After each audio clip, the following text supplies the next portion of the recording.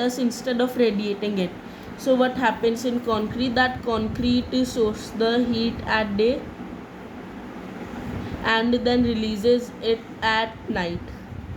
But what happens here is that it absorbs the biochar concrete skin absorbs the heat in day, and then its further biochar particles would melt and store heat for the winters, and when winters arrive these particles would cool down and the heat will be released. When the thing is not melted, the heat would go somewhere in form of energy, and that would provide a cool environment in summers and warm environment in winters.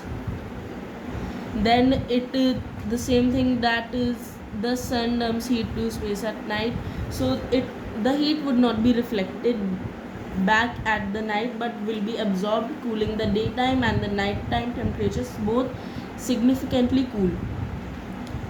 And then is sub-sidewalk earth tubes. Underground pipes cool heat air for streets.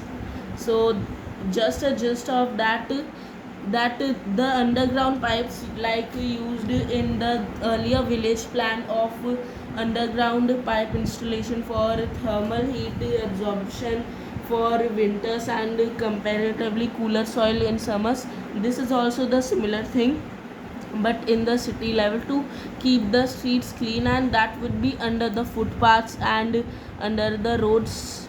And then is biochar infiltration beds. So just like soil beds, we will use different layers to restore water levels, groundwater levels also, with filtering the water, which would then further help the animals and life on land. So I will be explaining it later, that's on the next page only. So how it functions: in summer the city heat is absorbed and stored by these walls.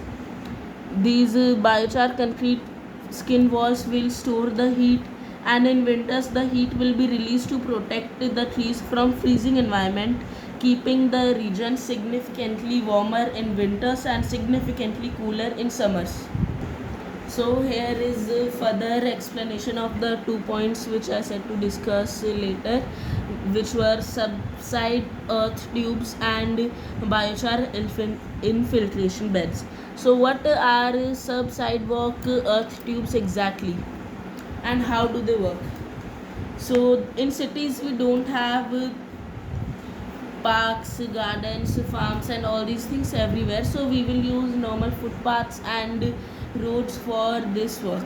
So the hot air will be again pushed by a solar fan towards the vent, and the heat of the sun will be entering through this vent, and then the hot air will move down through a fan, and then this thermal pipe, there will be many thermal pipes to absorb the heat actually, and after the heat is absorbed by these thermal pipes, which are HDPE pipes, which will store the heat for winters, then the comparatively cooler air would be released at the end, and then it would be further released into the atmosphere or the streets, which would give a cool and refreshing air instead of the hot blazing loo.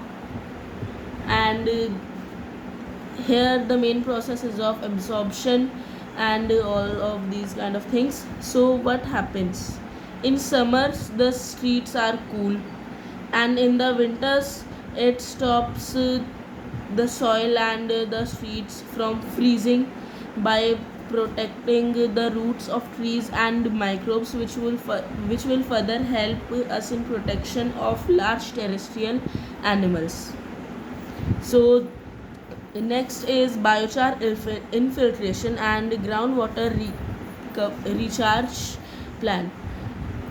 So these things which I am discussing now, these would be built at a distance of approximately 50 to 100 meters every time, and then it would support the soil health and microbial growth in the trees. First let's understand the plan.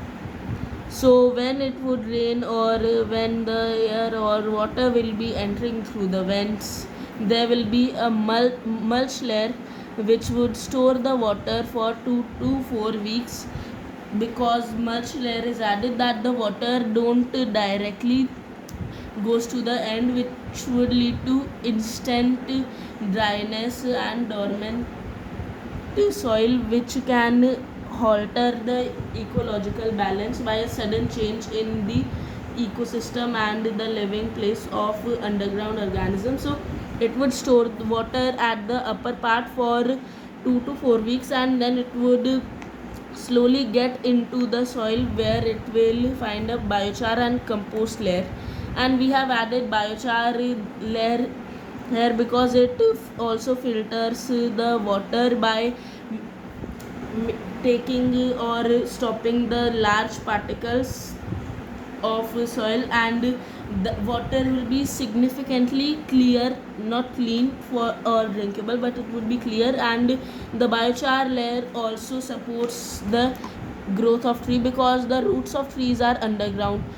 There are also microbes, and this nutrient and carbon rich compound would help trees to grow and also keep the trees and microbes both healthy. And then will come a layer of multiple HDPE pipes, as discussed earlier. These are the same pipes which store the heat in summers and release them in winters, but here it doesn't make any sense to release the heat of again, because we are already referring to that. But here we can do two things. First is to release the heat, and second is to make electricity for sustainable use using that geothermal energy or heat. And what happens next is that there will be a live zone where organisms would be surviving, and there will be all the water collected, all the water coming from this one, then the mulch layer, then biochar, and the heat being absorbed, and finally coming to the last layer where there is a living zone.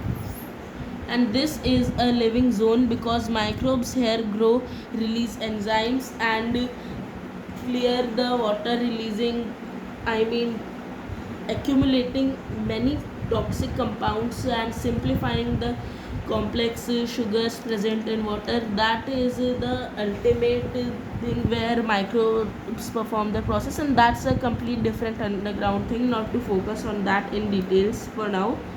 So what happens, the groundwater is recharged. We have heard many news that the regions are facing a drought because of groundwater. The groundwater levels have fallen very much. So in this region, the groundwater will be restored by being filtered, and this also release helpful enzymes which help in maintaining the soil health and other activities. So this is all about how the microbes are being benefited, how the trees are being benefited, but it also secretly, not secretly, but indirectly helps the large animals, both directly and indirectly. So what it does, it provides healthy trees, healthy grass, and healthy places, which healthy trees would give it shade and food, and then it gives groundwater, which is clean groundwater, and this clean groundwater they will get from ponds. When they sweat will further get into the ponds and those kind of things, so they will get food, shade, and clean water to drink, and they will get comparatively cool air and cool soil to survive in, because as there are a lot of cases of rising soil and air temperatures, this would maintain the soil and air cool during summers and warm during winters. And it will also lead to green patches in every 50 to 100 meters. Because of this, it will give us mini diverse habitats at every 50 to 100 meter, increasing the beauty of the city, adding 4 moons to that thing. And then also the food and grass would also be provided to them. So I have planned only this much, and if you have any further suggestions, please inform via the WhatsApp group. And here is my plan which I have planned for now. If I am forgetting something, I'll be telling that soon. And thank you for enjoying this half hour conversation.